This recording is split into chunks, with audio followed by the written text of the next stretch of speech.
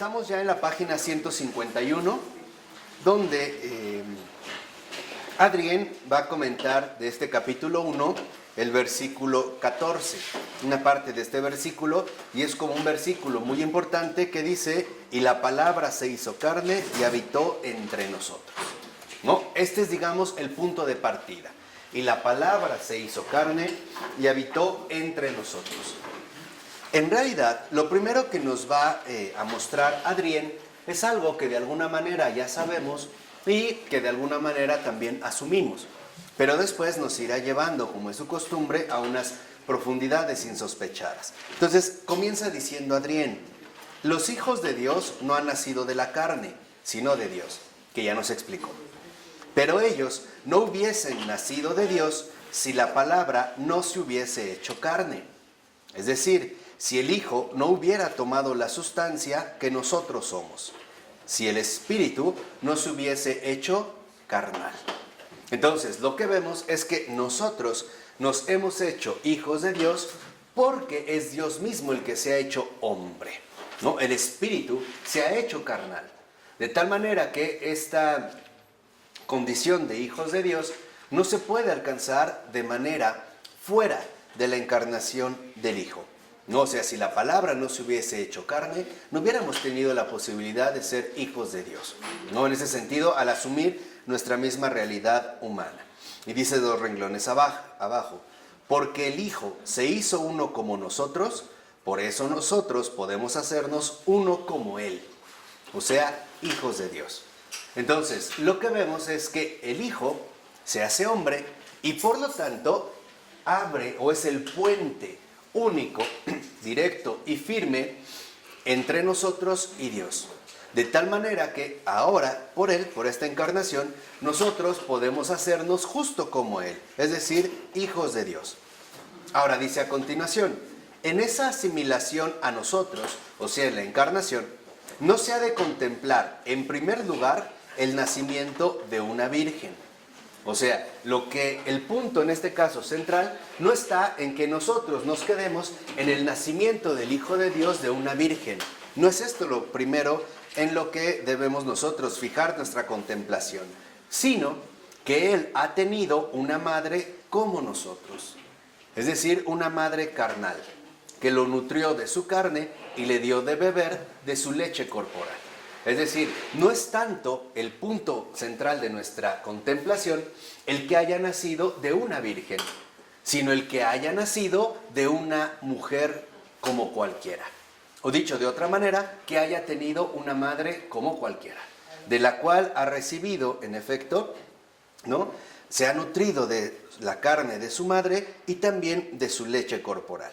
Dice que Él no vivió por encima de nosotros, sino en medio de nosotros, en el mismo grado carnal que nosotros.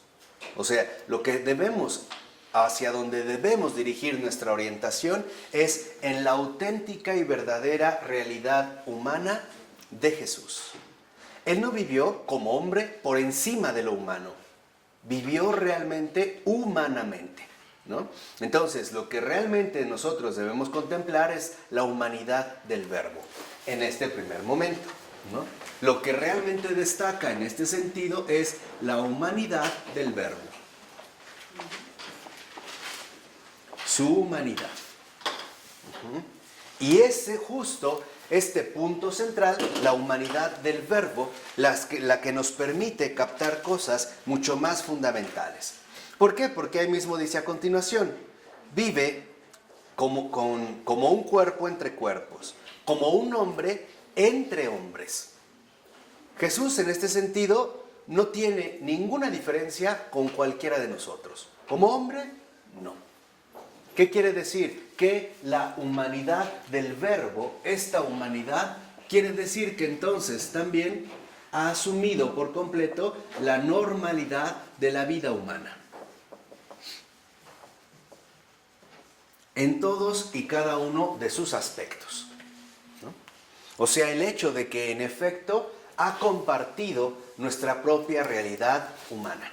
El tener una madre, nutrirse del cuerpo de esta madre, el beber la leche corporal de esta madre y vivir no por encima de lo humano, sino vivir humanamente. O sea, como un hombre más entre hombres, ¿no? O sea, compartir realmente la humanidad. Dice 2 renglones abajo. Él se nos ha comunicado de un modo carnal, pues era carne como nosotros. Y de un modo espiritual, pues era la palabra que era en el origen junto a Dios. Entonces, lo que vemos es que la manera en la que Él, el Hijo de Dios, nos transmite lo espiritual es a través de lo carnal, a través de su realidad humana. ¿Qué quiere decir? Al ingresar precisamente en nuestra realidad humana a través de la encarnación, con toda la normalidad de la vida humana, entonces Él encuentra este acceso directo a nosotros y nos abre esta dimensión de lo espiritual. ¿Por qué? Porque Él no solo es hombre, también es el Hijo de Dios. ¿Me explicó? ¿Vamos viendo? Entonces, Él, a través de la carne, nos transmite también lo espiritual. Y dice a continuación, porque era a la vez espiritual y carnal, podía alcanzar nuestro espíritu a través de nuestros cuerpos carnales, ¿sí? E incluso penetrar e impregnar espiritualmente nuestros cuerpos carnales, para que lo que en nosotros es su espíritu, junto con el espíritu que nosotros somos, pueda regresar al Padre. Entonces, lo que vemos es que en esta normalidad de la vida humana, la encarnación tiene, por así decirlo, esta dinámica. Primero, la carne. Ahí está la realidad concreta del Hijo de Dios. Se hace carne. Y a través de la carne, a través de asumir la normalidad de la vida humana, es decir, la humanidad misma, entonces, a través de la carne, ahora también transmite el espíritu. Y no al revés. No es un espíritu, en general, que a nosotros nos resulte inaccesible. Es más bien uno más de nosotros. Y justo por este aspecto humano real de su persona, es que Él también ahora nos da lo mismo, digamos, la espiritualidad que Él mismo es. Comienza, vamos a decirlo así, Jesús, de lo visible para pasar a lo invisible. Ahí no hay, digámoslo así, pierde, ¿no? Ahí no hay como equivocaciones. Ahora, lo que vemos en este sentido al iniciar la 152 es lo siguiente. Dice, ¿era su fe en nosotros? Bueno, vamos a ponerlas. Este espíritu es el espíritu del Señor. O sea, Dios. Les decía, hasta aquí creo que más o menos todos lo sabemos, ¿no? Más o menos lo entendemos o lo hemos escuchado. Sabemos que es justo porque entonces Jesús, el Hijo de Dios, se ha hecho hombre, que nosotros nos podemos hacer como Él. Es decir, también hijos de Dios, ¿no? Pero lo va a hacer de manera concreta, o sea, a través de su auténtica humanidad. Pero dice a continuación, era su fe en nosotros, que nosotros creyendo pudiésemos reconocerlo en la carne. Entonces, ¿qué quiere decir? ¿Que Dios mismo tiene fe en nosotros? Sí. ¿En qué consiste su fe en nosotros? Que podamos reconocerlo como lo que es, como Dios, a través precisamente de su realidad humana. Es decir, la fe, en este sentido de Él, consiste en que nosotros podamos descubrir justamente lo invisible, a través de lo visible. Y por lo tanto, que creamos en Él. Eso es lo que nos pide. O sea, que no solo creamos en lo que vemos, sino también que creamos en lo que no vemos. Dice, Él nos ha mostrado su amor. ¿Cómo nos ha mostrado su amor? Viniendo desde el Padre a la carne. O sea, en la encarnación está puesta también la fe del Señor y el amor del Señor. Se ha hecho hombre. Y dice, nosotros debemos mostrarle nuestro amor inversamente. ¿Cómo? Nosotros no podemos venir a la carne, porque ya somos carne. Pero ¿qué podemos hacer? ir al Padre. O sea, al revés. En lugar de que nosotros vayamos de la carne al espíritu, ¿no? Como lo hace él, perdón, del espíritu a la carne, ahora nosotros lo tenemos que hacer desde la carne ¿al qué? Al espíritu. Dar ese paso fundamental que consiste precisamente en el regreso al Padre. Entonces lo que hace Jesús es venir a nosotros a través de la carne. Y a nosotros que somos carne nos invita a regresar ¿al qué? Al espíritu, ¿no? Y era su esperanza el hacerse carne para que sea nuestra esperanza hacernos espíritu. Entonces, lo que vemos es que en el propio Hijo de Dios se contiene la fe, la caridad y la esperanza. Entonces, al hacerse hombre, lo que también nos está, digamos, compartiendo el Hijo de Dios es que nosotros aprendamos a vivir siempre con fe, con esperanza y con caridad. Es decir, con amor. Él mismo lo está asumiendo. O sea, él mismo finalmente nos está dando el modo. Entonces, esta dinámica que va del Señor, de la carne al espíritu del Señor, es el paso que a nosotros nos invita. Porque Él, siendo espíritu, se ha hecho ¿qué? Carne. Y quiere que ahora nosotros hagamos lo contrario, ¿no? Que superemos, por así decirlo, nuestra realidad material, para que nos elevemos a nuestra realidad inmaterial. Ahora, dice 3 renglones antes de que acabe este párrafo. Nunca hubiésemos comprendido que el Hijo es Dios si no lo hubiésemos visto en la carne con nuestros ojos. ¿No? Y eso es algo que, por ejemplo, San Juan lo tenía muy claro. O sea, yo doy testimonio, ¿no?, de lo que vi. Y no solo lo vi, también lo toqué.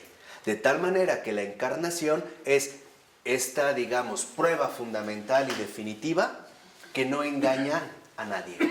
Jamás hubiéramos comprendido que Él es el Hijo de Dios si no se hubiera hecho uno como nosotros, uno más como nosotros. Dice a continuación, porque la palabra se hizo carne, por eso en la fe, amor y esperanza y en la vida católica no se dejan ya separar uno de otro, es decir, espíritu y cuerpo. Y aquí es donde entra un aspecto fundamental. En la vida católica no podemos nosotros separar el espíritu y el cuerpo.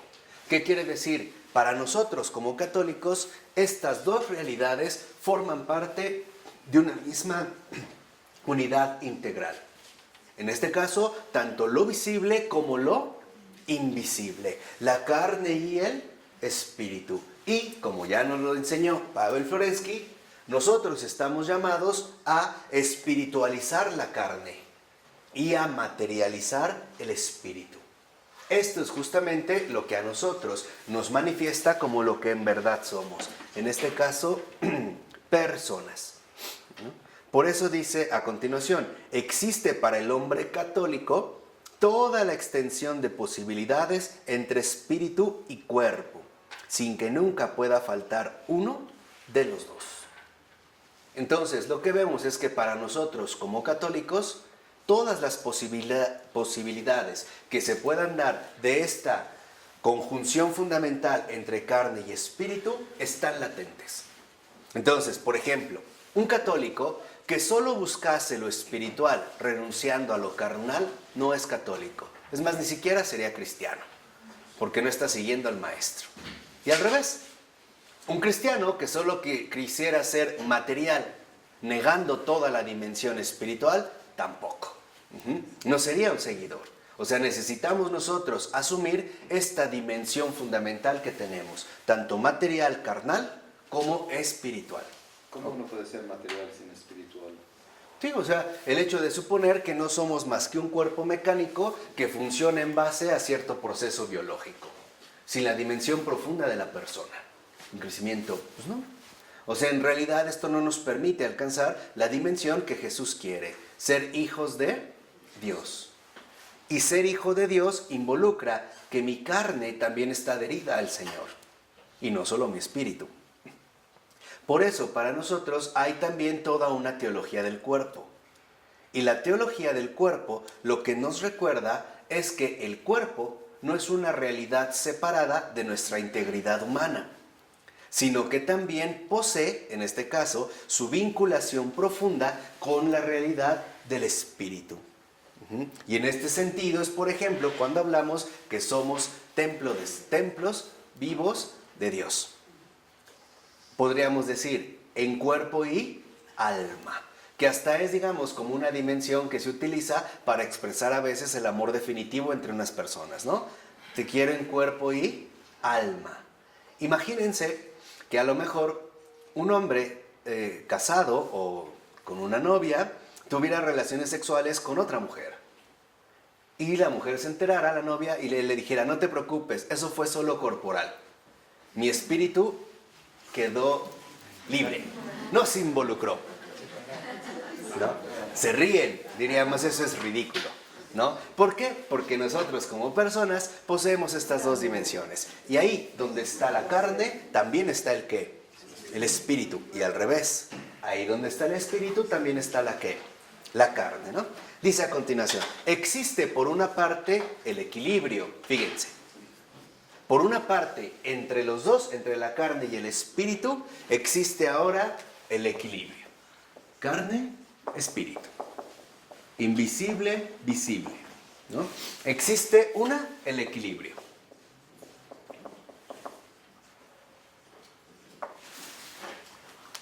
Dice Adrián, la armonía entre ambos, en la que la importancia principal en una vida, en un matrimonio, durante una fase determinada de una vida o de un matrimonio, puede radicar más en lo espiritual o más en lo corporal. Pero hay un equilibrio. Por ejemplo, por lo regular, no sé ahora, pero por lo regular se hablaba antes, cuando una mujer daba a luz, que estaba ¿en qué? Después del parto. En cuarentena. O sea, finalmente, ¿no? Daba a luz la mujer y estaba en cuarentena. Se supondría que en ese momento el énfasis va más a lo espiritual. Por lo menos se deja descansar la carne. Un poco. No es que se anule, sino que el énfasis en un determinado momento de la vida o en un determinado momento del matrimonio se va a dirigir hacia un aspecto en concreto. Lo mismo pasa, por ejemplo, en las relaciones humanas. Por eso habla de una vida o bien de un matrimonio. Hay momentos donde, por ejemplo, un matrimonio necesita fortalecer lo espiritual. Y en este sentido, la comunión profunda que los mantiene unidos, ¿no? Necesitan mucha comunicación, por ejemplo, y diálogo. Pero si solo se basan en eso, descuidan el matrimonio. Porque hay momentos donde también están llamados a fortalecerse en la unión recíproca, es decir, en la entrega, ¿no? Que los dos realizan durante un acto que es un compromiso, los compromete a estar juntos. Entonces, los dos ahí funcionan. Y ahí se va a tratar más o menos de alcanzar un determinado equilibrio. O, si esto no se da, podría ocurrir justo lo contrario. Por ejemplo, que a lo mejor el esposo está muy afligido porque ha perdido a un ser querido, un familiar muy cercano, y la esposa le dijera que ese es el momento de tener relaciones sexuales, por ejemplo, ¿no? Porque la carne es débil, o cosas así, ¿no? Entonces veríamos que resulta inapropiado. Entonces, este equilibrio no quita que a veces se den ciertos énfasis, y esto es fundamental para mantener el equilibrio. No es que se anule uno o lo otro, es que en este momento, bajo estas circunstancias, es mucho más importante este aspecto, lo espiritual o bien lo carnal, ¿no? Por eso, por ejemplo, cuando a veces una pareja está hablando, ¿no? Y él, quiere besarla, ella le dice, no, espérate, escúchame, primero vamos a hablar. Y él, no, primero vamos a hacer otra cosa, luego hablamos. Entonces, tratan, digamos, ¿qué quiere decir? Que no están en una misma sintonía. No están como en situaciones diferentes. Entonces, lo fundamental es reconocer de manera objetiva cuál es el momento particular de aplicar este determinado énfasis. Por ello es tan fundamental que los noviazgos, por ejemplo, que se van a casar, en este sentido, se fortalezcan en lo espiritual y no enteramente en lo carnal, si no las cosas se alteran. Por ejemplo, Hay muchas parejas que primero suelen tener relaciones sexuales antes del matrimonio y ya una vez casados ya no quieren. Primero querían todo el tiempo y ya de casados ya no quieren, ya están cansados, ya les duele la cabeza, ya se voltean y entonces esto va a repercutir en su propia relación. ¿Vamos? ¿No? Dice a continuación, ambos están en orden si se mantienen en el ámbito de la ordenación y subordinación de la carne bajo el espíritu. ¿Qué significa? Que este equilibrio entonces nos da a orden. Nos permite ordenar la vida. Nos permite entender en qué consiste el crecimiento mutuo de las personas. Ya sea, dijimos, en una vida o en un matrimonio. Pero también a nosotros, además de orden, nos da orientación. ¿Qué significa la orientación? Que nosotros le damos prioridad a lo espiritual sin por ello anular la carne. Esa es castidad, ¿eh? Esa es la castidad. O sea, la castidad también está llamada a vivirse en un matrimonio. De hecho, es fundamental en un matrimonio. Ahora, ¿la castidad es no tener relaciones? No. La castidad consiste en que para mí la prioridad, por ejemplo, no es la autosatisfacción física, sino una manifestación o una de las manifestaciones que estoy llamado a cubrir dentro de un matrimonio. Esa es castidad. De tal forma que entonces mi orientación y el orden a mí me permiten, en este sentido, mantener, ¿no?, mi camino. Lo que habíamos comentado hace rato, rectitud. Y ahí es donde nosotros vamos haciendo determinadas evaluaciones, por ejemplo. ¿Qué es mejor? ¿La actividad física vigorosa o el respetar la presencia y compañía de la persona amada? ¿No? O sea, ahí iremos viendo hacia dónde se dirige. Dice, ¿no? Decía entonces, además, porque la palabra, el Hijo de Dios, aún en su encarnación, sigue siendo espíritu. ¿Qué quiere decir? Sigue siendo Dios. Y ahí nos muestra que por mucho que nosotros queramos dividir estos aspectos, no es posible. Ahí donde exponemos la carne, ahí se expone el espíritu. Y al revés, ahí también, gracias, donde expongamos nosotros el espíritu, también nuestra carne se verá en este sentido expuesta. Dice, y nosotros, por la encarnación de la palabra, debemos lograr llegar al espíritu del Padre. Existe igualmente en el lugar de esa armonía equilibrada del matrimonio, la posibilidad de desplazar tanto el punto central al espíritu, que la carne, o bien sea absorbida por completo en el espíritu y así casi olvidada, o que ella, casi separada del espíritu, sea arrastrada por la tierra como un peso, una penitencia, una espina, y la rebelión de los instintos y la guerra contra ellos no cese en toda la vida. Entonces, lo que vemos es que también puede darse una clara tendencia a desplazar tanto el centro a lo espiritual, que ahora la carne se nos vuelva o bien en una fuente inagotable de escrúpulos, o bien en una carga pesada, que durará toda la vida. Lo que dijimos, y esto hay que tenerlo muy claro, es que esta orientación para mantener la rectitud significa que le damos la prioridad al espíritu, a lo espiritual, sin negar la carne. ¿De acuerdo? Simplemente le damos la prioridad.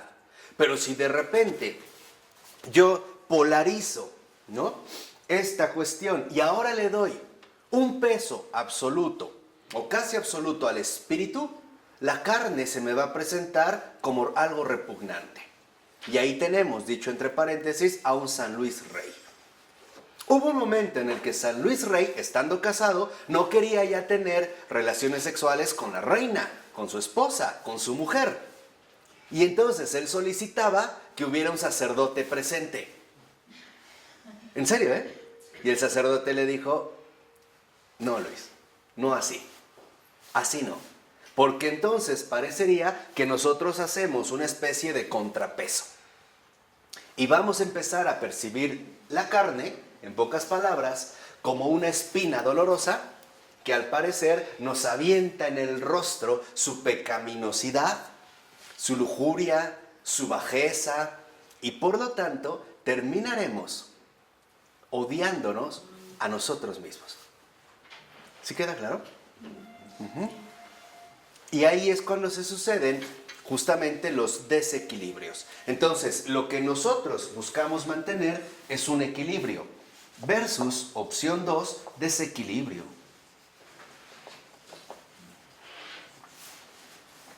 O sea, suponiendo que ahora se trata del puro espíritu. Por ejemplo, ya casado en un matrimonio, no voy a tocar a mi esposa ni a besarnos porque somos hermanos. No, espérate. No somos hermanos, somos esposos.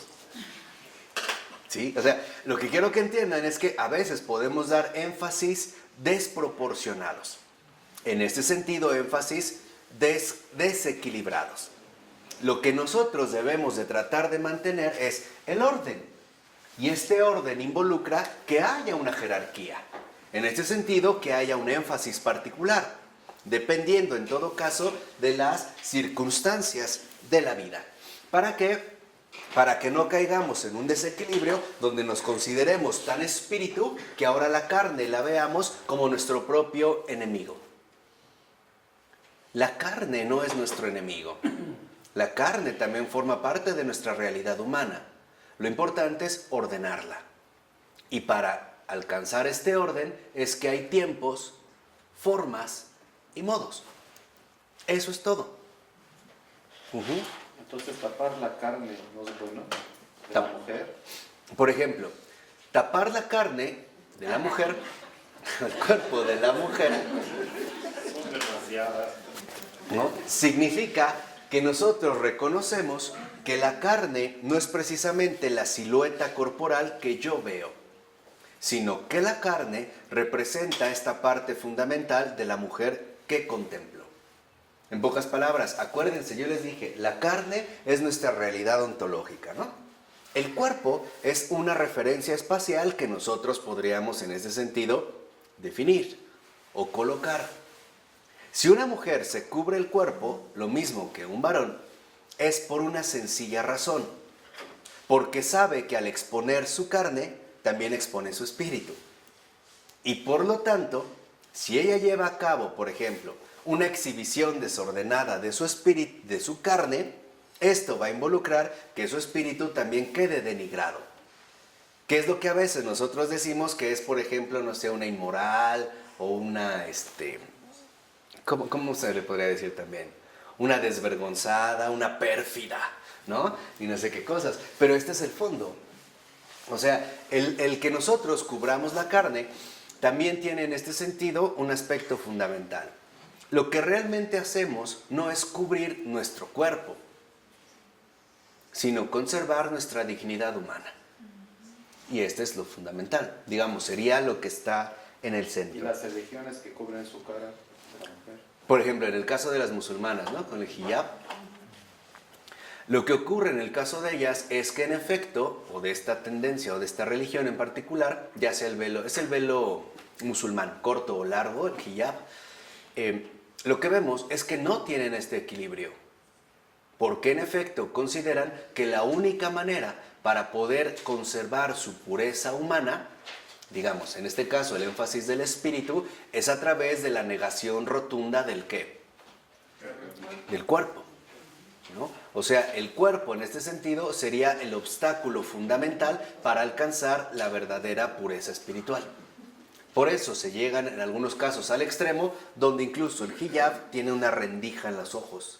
Ni siquiera esto se puede ver de manera clara. ¿Por qué? Porque este cuerpo finalmente, ¿no?, es una creación divina. Y no lo contrario, si no caeríamos en algo así como en un maniqueísmo, ¿no? Nos volveríamos maniqueos considerando que solo el espíritu es bueno y la carne es mala. Pero ¿qué pasaría entonces, por ejemplo, con un matrimonio? Imagínense el desgarro profundo al tener que entregarse con la otra persona. Imagínense esta experiencia de fondo. Sería incluso considerar que de alguna manera se está traicionando a Dios, ¿no? Cuando yo mismo me he ofrecido en un sacramento vivo. O sea, ser digamos, su colaborador de esta manera en concreta. Ahora, por ejemplo, en el caso de las religiosas o de las monjas, utilizan un hábito. Pero este hábito en realidad no solo es cubrir su cuerpo para no despertar tentaciones. Hay una prioridad mucho más fundamental, me parece, y es la siguiente. Porque la dedicación y entrega completa a Dios exige mucha más disciplina que la de nosotros. Y esa es una cuestión distinta. Por eso nunca vimos, por ejemplo, a una Teresa de Calcuta con una minifalda. Además de que ella sabe que está casada, no es soltera. Y sabe que también este cuerpo está reservado para su Señor. Y también hay una dimensión erótica. Erótica no es sexual. Ese es un malentendido que ya una vez aclaramos, ¿no? En nuestros abusos modernos del lenguaje. Erótica se refiere al eros. ¿Y en dónde está la relación erótica de la religiosa con su Señor? En los diálogos íntimos y continuos que realiza a través de la oración. El Señor toca el alma, ¿o no? Y ya tocar es esta cercanía, hay una intimidad. Lo que pasa es que ahí se nos muestra que en efecto, en ciertas circunstancias, la disciplina para poder salir de este desequilibrio es mucho mayor. Pero por eso vemos que incluso las religiosas tienen sus horarios de comida y comen bien, ¿o no? Y los religiosos también. Porque el desgaste es mucho, no dicen, no, pues puro espíritu, no, espérate, no es esto. Por eso también pueden hacer ejercicio, salir a correr, se tienen que distraer, hacer trabajo manual.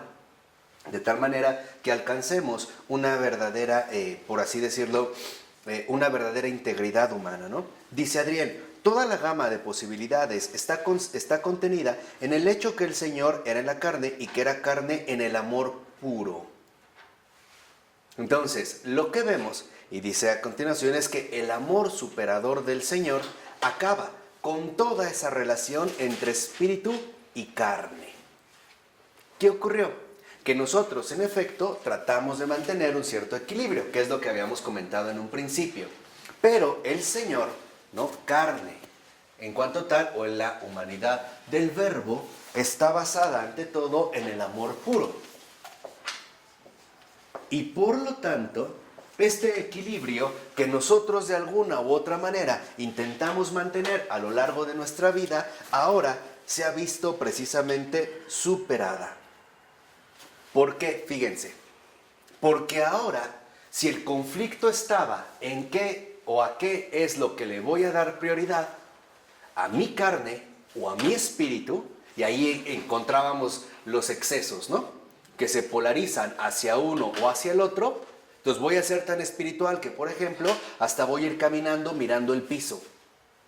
Si yo veo de repente una mujer con pantalón, ya pequé, ¿no? O al revés, voy a ser tan carne que ni siquiera me voy a olvidar o me voy a dejar de lado el nivel espiritual, digamos, de la realidad de la otra persona, ¿no? Este sería el ejemplo, por ejemplo, en el caso de que una mujer dijera, bueno, oye, ¿por qué te casaste conmigo? Pues por tu cuerpo, o por tus piernas, o tu trasero, o qué sé yo, ¿no? Y ya. No, en realidad aquí se ha dado un paso más grande. ¿Por qué? Dice Adrián en la 153 que estamos en el cuarto renglón. Dice, y porque el Señor era en la carne, no necesitamos más amarnos en la carne, sino que ahora nos es concedido amar al Señor en ella. ¿Qué quiere decir? ¿Cómo entonces realmente nosotros alcanzamos el equilibrio que buscamos? Amando al Señor en la carne y también en el propio ¿qué? Espíritu. De tal manera que entonces aquí se ha dado un avance fundamental. Ya no necesitamos nosotros tratar de mantener un equilibrio que a veces puede ser bastante complicado.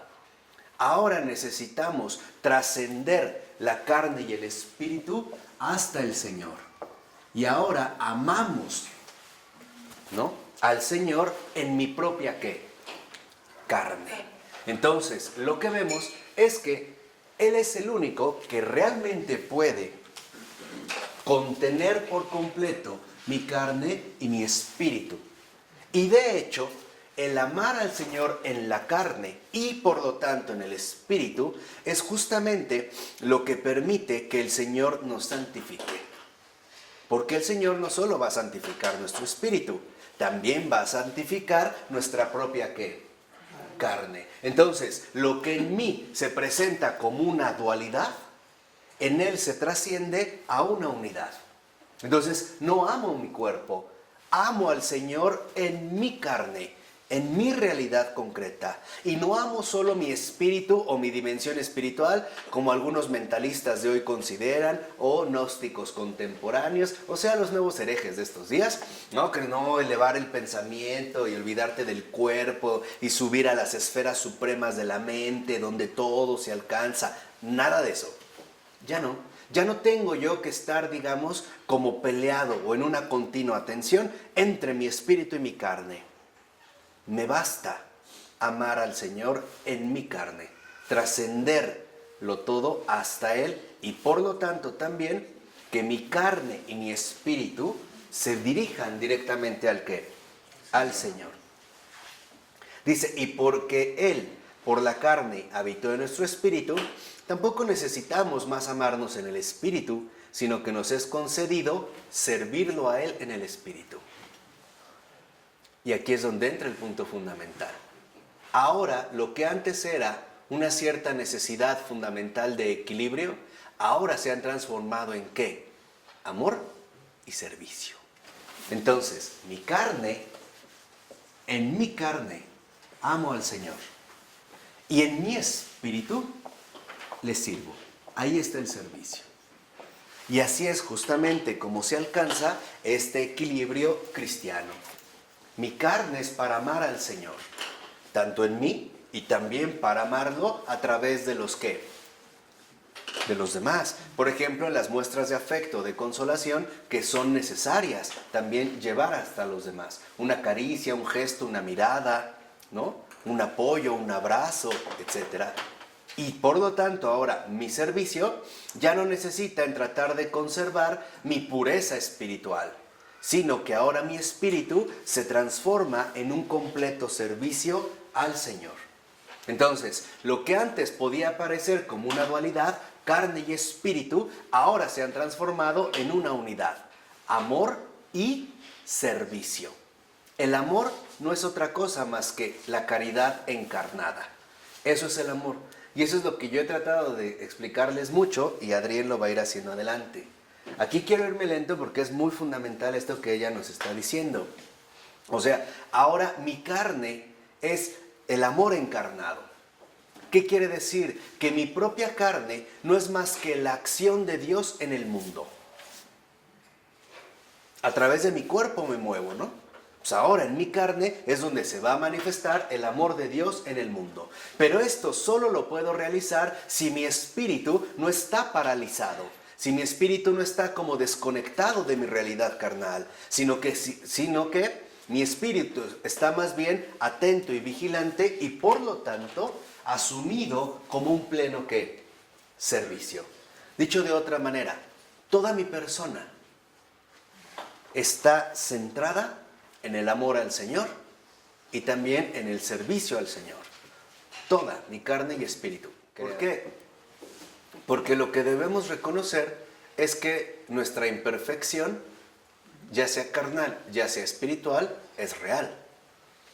Y esto es trascender nuestra propia realidad. Eso es vivir la fe, la esperanza y la ¿qué? Y la caridad.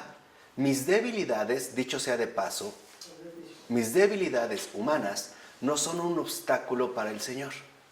Al contrario, y se los voy a decir de una vez, mis debilidades humanas son la glorificación del Señor. ¿Por qué? Porque ahí se ve el triunfo de Él en mi vida. No sé si esto queda claro. Esto es pero central, ¿eh? Quiere decir que ahí se vive y se experimenta y se comparte y se testimonia la victoria de Cristo sobre estas mismas debilidades. Sean las que ¿qué? las que sean, ya sean de tipo carnal o ya sean de tipo ¿qué? Espiritual. Entonces, en la debilidad es donde se glorifica el Señor. Ahí glorificamos al Señor. Cuando en efecto, ¿no?, yo le permito en este sentido acceder a esta debilidad para que Él me rescate. Porque eso es lo que va haciendo. Y esto es crecer, ¿no? Es ir creciendo cada vez más y ¿qué? Cada vez más y más. Pero hay algo fundamental que no podemos perder de vista. Para que mi carne sea amor al Señor y mi espíritu servicio al Señor, necesito tener ante todo simplicidad y un verdadero espíritu de sacrificio. O sea, aceptar las renuncias de todo tipo. Porque el problema más grave con la sexualidad es que nos puede llevar a la propia autosatisfacción por el estado momentáneo en el cual me encuentro, ¿no? Hoy la gente dice que está caliente, por ejemplo, ¿no? O se le subió la temperatura, o anda no sé qué, o algo se comió, o no sé qué le pasó por ahí, ¿no? Y aquí lo vemos, o sea, claro, podemos disfrazar las cosas a través de que así le quiero manifestar mi amor a la otra persona, pero lo primero que nos podemos preguntar es si es la única forma. Hay veces en que la renuncia es una manifestación mayor de amor, y no necesariamente de esta manera. Nosotros hasta hablamos inapropiadamente cuando decimos que hacemos el amor, como decir hago un pastel, o hago del baño, o hago otra cosa, hago travesuras. Y a veces, si una persona me está insiste y insiste que vamos a hacer el amor, y yo no sé lo que es eso, y de repente acepto, pues voy a quedar bien decepcionado. Esto era hacer el amor. Esto era el amor, qué pena, ¿no? Qué decepción. Y ahí entran los problemas. Entonces, lo que nosotros aquí sí debemos de reconocer es que este espíritu fundamental de renuncia indica a que de ninguna manera estoy dispuesto a quedarme limitado a mis propias exigencias o preferencias, sean las que sean de tipo carnal o sean de tipo ¿qué? Espiritual. Quizá aquí es donde se ve en efecto, por ejemplo, el sentido profundo del ayuno. El ayuno no es dejar de comer. El verdadero ayuno es privarse de la opinión propia, de la voluntad propia. Ese es un ayuno. Por ejemplo, en ciertas ocasiones, si tus hábitos alimenticios se están desordenando demasiado, el Señor te pide que por tu bien dejes ¿qué? De comer. De comer. Eso es aceptar un ayuno. Acepto lo que el Señor me va indicando. Pero si de repente estás enfermo y te hace falta comer algo y tú lo comes, eso es ayunar también. Es no hacer mi voluntad. Eso sería el ayuno. Es estar dispuesto a que el Señor, en este sentido, vaya tomando las iniciativas en mi vida. Y me vaya mostrando, en este caso, como lo vimos en la iglesia, que sí y que no. Por ejemplo, hoy hay un ayuno que el Señor está exigiendo a todas las almas del mundo, todas, y que casi no se realiza. Y el ayuno es el siguiente: que nos privemos de nuestra propia tristeza y nos dejemos alegrar por Él. Ese es el ayuno que hoy pide. Y no lo aceptamos. Porque podemos estar ya tan arraigados ante nuestros moldes depresivos, fracasados, tristes, nefastos de nuestra vida, que no aceptamos ayunar. O sea, no aceptamos privarnos de esto a lo que tan aferrados estamos. Ese es el ayuno que hoy está pidiendo. Por eso se necesitan los auténticos testigos del rescatador, de Jesús, los testigos de Jesús. Los testigos de Jesús, que para nada son los testigos de Jehová, no, en este sentido, no, estos sí son testigos, ¿no? Estos sí realmente testifican algo. Lo que realmente hacen los testigos de Jesús es muy sencillo. Muestran al mundo la victoria de Cristo. ¿Cuál victoria? Muestran al mundo de dónde lo rescató. Y ahora lo que hacen es mostrar que para Dios sí, nada es imposible. Aquí es cuando nosotros debemos de entender cuestiones mucho más delicadas que hoy no nos ponemos a discernir. Un ejemplo muy sencillo. Hoy, tal parece que el mundo nos quiere convencer, es para que vean cómo nos elevamos al amor del Señor. Nos quieren convencer de que por ninguna manera podemos ser felices. Con tantas noticias, ¿no? Tan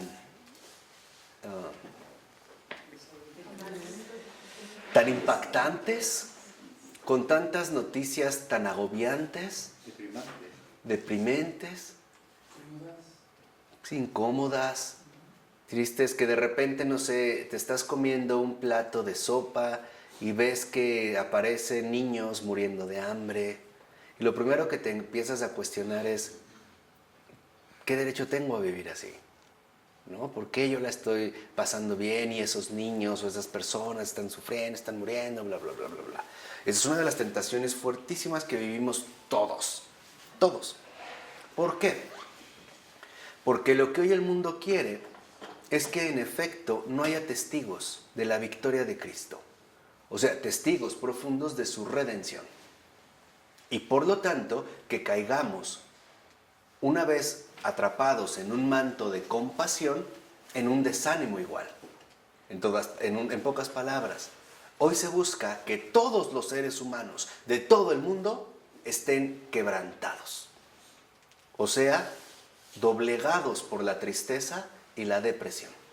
Por ello no es casual que la depresión haya tomado una fuerza tan impactante en estos tiempos. Pero para que la redención sean ellos. Sí, claro. Para que ellos sean la redención, no Dios. Claro. Por eso quieren eso. Sí, o sea, que te doblegues, ¿no? Y que entonces a lo mejor tomes la postura de que tú vas a salvar al mundo. Pero hoy lo que se necesitan es justo lo contrario. En un mundo tan lleno de gente triste, se necesitan los alegres de Cristo. No sé si me explico. Por eso el Papa Francisco insistió, estén alegres. Y de las primeras cosas que dijo es, estén alegres. Y esta alegría solo se consigue a través precisamente de elevar al Señor todo mi ser y que mi carne sea amor y mi espíritu servicio. Porque si todos estamos tristes, ¿dónde está el consolador? ¿Dónde está el gran médico de las almas? ¿Dónde está la luz del mundo? Si todos estamos finalmente, ¿qué? Apagados. Así que no permitamos de ninguna manera que el maligno arrebate lo que es de Cristo. Y lo que es de Cristo es esta alegría que brota por haber vencido al mundo. Y Él nos dijo, ánimo, yo he vencido al mundo. Y si Él lo ha vencido, quiere decir que nosotros también estamos llamados a experimentar de manera profunda esta victoria. Y por lo tanto, el testimonio real y definitivo con el cual hoy podemos colaborar precisamente dentro de la normalidad de la vida humana y por lo tanto, como respuesta genuina del amor puro, es la alegría, el estar alegres. Porque la alegría es algo que solo Dios trae. Alegría no es sinónimo de felicidad. La felicidad es un estado momentáneo. Puede durar más o menos, pero pasa. Por ejemplo, la felicidad por tener unos zapatos nuevos. Al otro día ya no es la misma felicidad, ¿no? La felicidad porque no he visto a fulanito de tal mucho tiempo, pero a los 3 días ya me fastidió. La felicidad y la felicidad. Hoy la gente busca la felicidad. Queremos ser felices, pero no sabemos lo que estamos buscando. Lo que tenemos que encontrar es la alegría. Porque la alegría es la victoria de Cristo sobre cualquier mal, sobre cualquier tristeza, sobre cualquier fracaso, sobre cualquier pérdida, sobre todo. Y esa alegría, cuando se alcanza, nada ni nadie te la puede arrebatar. Así que hoy, en la noche, y esa es su tarea, le van a decir al Señor de todo corazón, Jesús, te propongo un trato. Te cambio todos mis deseos de felicidad por tu alegría. ¿Qué te parece? Y déjense sorprender. En el nombre del Padre, del Hijo y del Espíritu Santo. Amén.